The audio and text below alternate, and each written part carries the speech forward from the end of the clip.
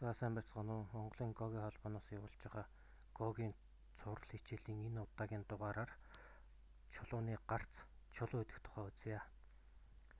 За чулууг түрүүчийн хичээлээр заасны дагуу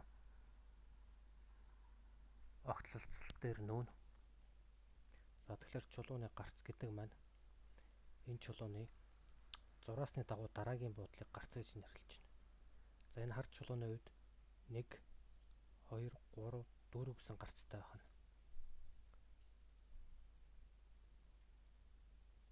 За энэ хоёр цагаан чулууны үед 1 2 3 4 5 6 гэсэн гарцтай байна.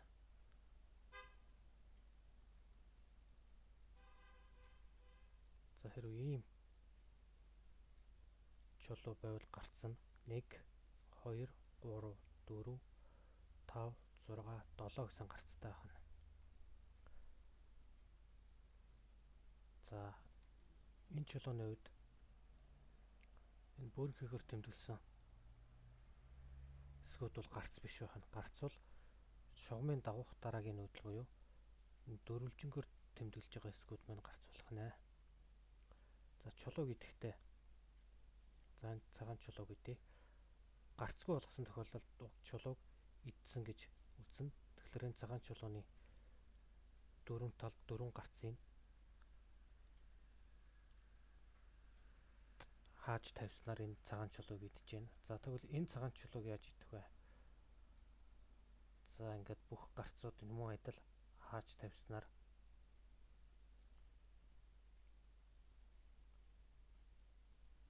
чулууг идэж байна. За энэ цагаан чулууны хувьд гарц нь 1 2 3 шулуун зураасны дагуу 3 байх нь. За тэгвэл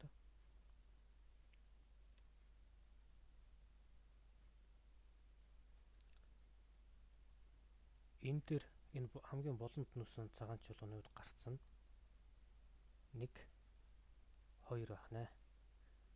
За тэгэхээр чулууны зураасын дагуу дараагийн нүүдлийг гарц гэж нэрлэх нь байна. Гарцгүй болсон чулуу идүүлэх нь байна.